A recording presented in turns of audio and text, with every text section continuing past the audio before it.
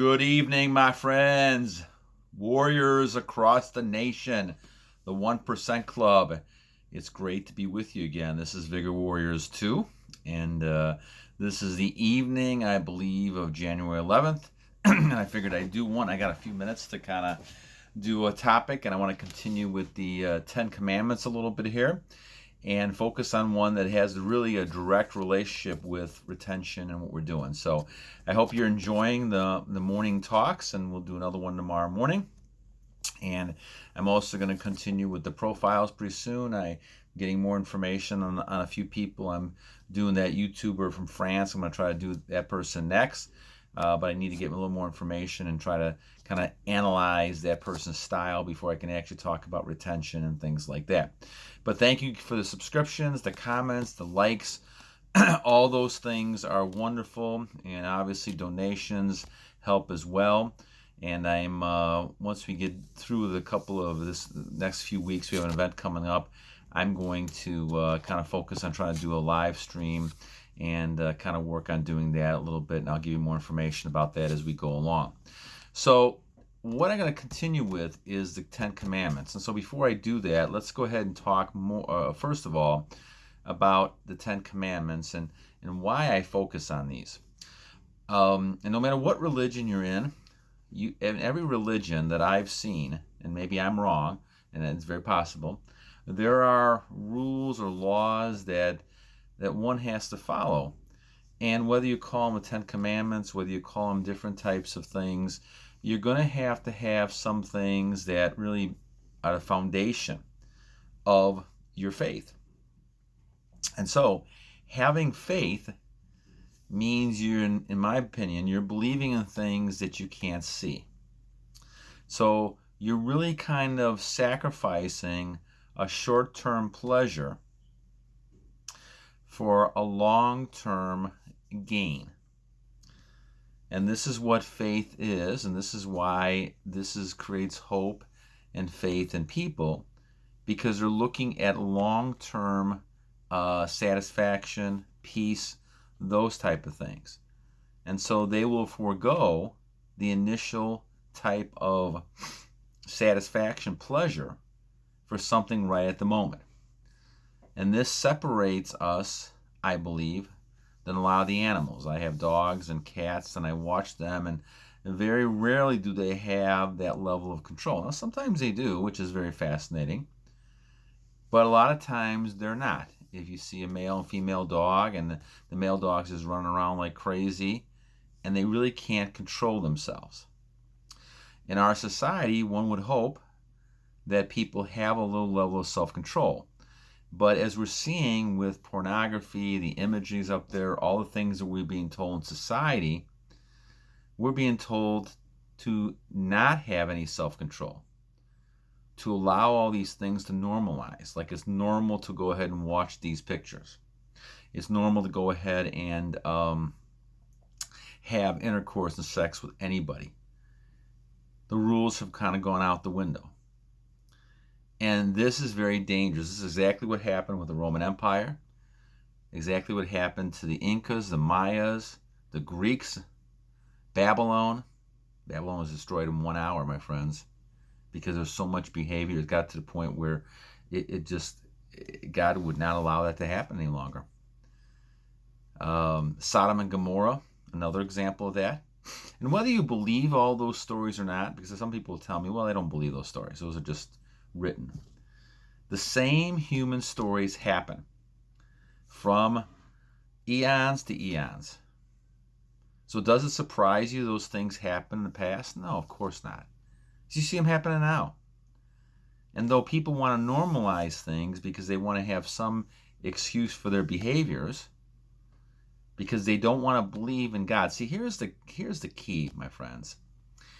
If you believe in somebody higher than you as a creator, which makes perfect logical sense, because look at how small we are compared to the world.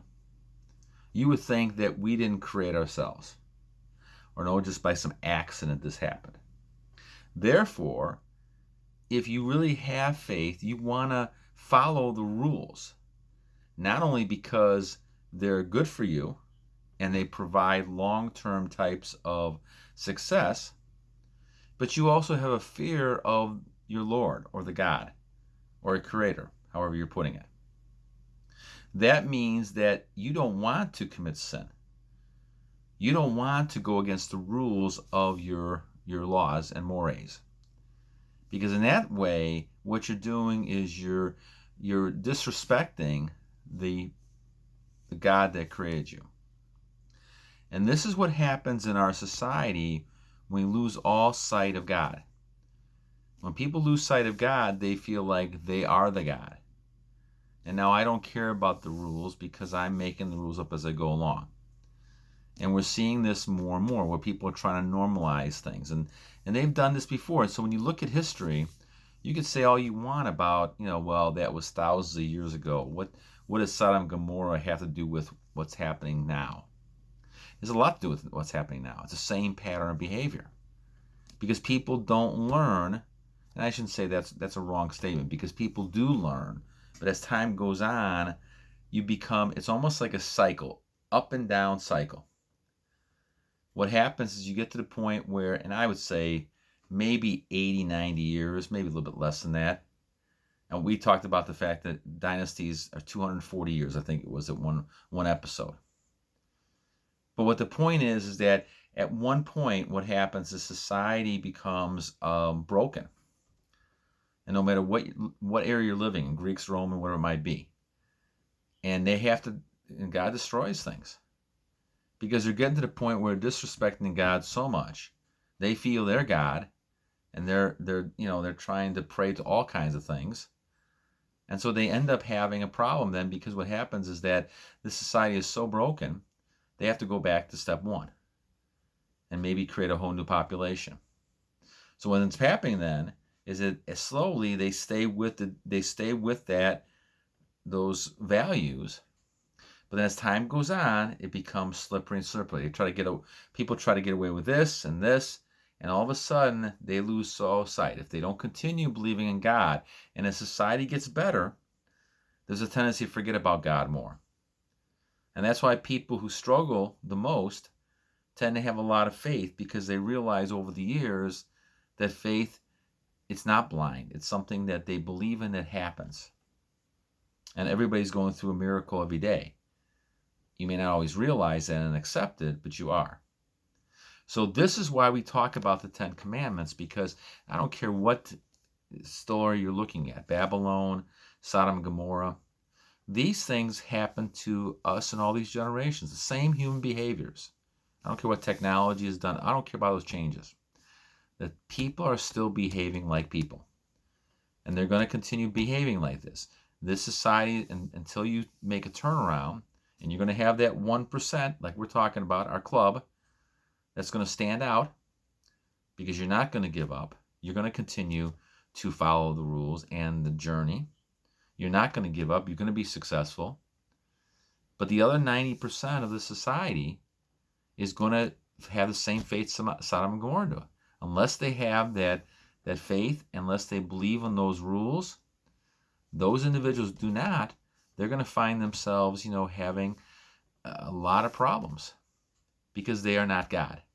And no matter how much they want to talk about there is no God, that puts them in a God situation. And that's the worst offense you can make to the Lord. So let's look at this one commandment. Thou shalt not covet thy neighbor's wife. Okay, well, this is an obvious one. Unlike some of the other ones, which, thou shalt not steal, honor thy mother and father. It's not as apparent where the connection is with retention. But with this one, it's pretty strongly, apparent. The bottom line really is that you as an individual, if you're on this journey, this is the farthest thing you would ever think about. And if those birds start flying in your head, over your head, and trying to nest, you stop it. Because you realize this is a major sin against the Lord.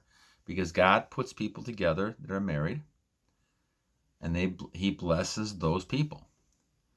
And so for you to take yourself and say, I'm going to have an affair or sleep with the husband or the wife then all of a sudden you're breaking that bond.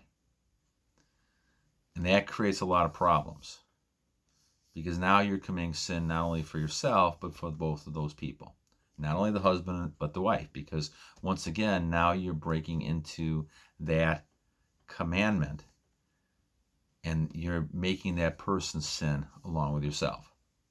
Now everybody has the right to choose. But again, when the devil gets around and putting ideas in people's heads, it's very easy to try to get them to change. And a person been married for 15, 20 years may decide, oh, life is too boring. I need to go have a fling or an affair. This happens with men and women because someone's got to be having affairs with somebody.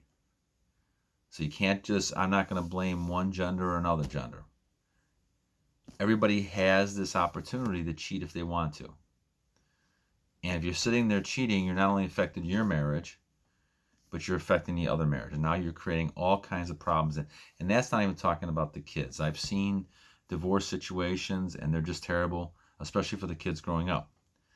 It's a bad example. And I've seen people married 4 or 5 times, and it just is not a very good situation whatsoever. Now, is all marriage, one big happy, event? Of course not. It's an up and down type of thing. I've been married almost 30 years, and it's going to be an up and down type of thing. But again, if your value system is such that this is what connects you with the Lord, then your marriage has been blessed by the Lord. And because of that, you're not thinking about going ahead and sleeping with somebody else, especially somebody else's wife. Those type of things is created with the sin within your brain. And that then creates actions. And so you have to figure out a way to stop that. Now, the urges come to you all the time. There's no doubt that those things are going to happen. You see somebody and the urge is there. That's human nature. God knows that. That's why I believe that if you're married for life. Because God put you to death like that. I think it was in the New Testament talking about the fact that, marriage is for the people who can't control themselves. And that probably was me a long time ago. And so you don't want to get yourself in situations where you can't control yourself, and so you have a partner. But once again, my friends, I have learned from this retention journey that is a person. Now, I say that in a I don't know what kind of way I'm saying it, really, to be honest with you. But the bottom line really is you're not looking at the person as an object, your wife or husband. And unfortunately, there was years that I did look at that way with women. Because the pictures, all that kind of stuff, brings it to a level where it's not really a person in a person's mind. And that's dangerous, and that creates a lot of problems. Because if you think that you cannot get caught, no problems fantasizing, then all of a sudden you're going to do that. So am I saying you shouldn't fantasize about things? I guess the bottom line is yes.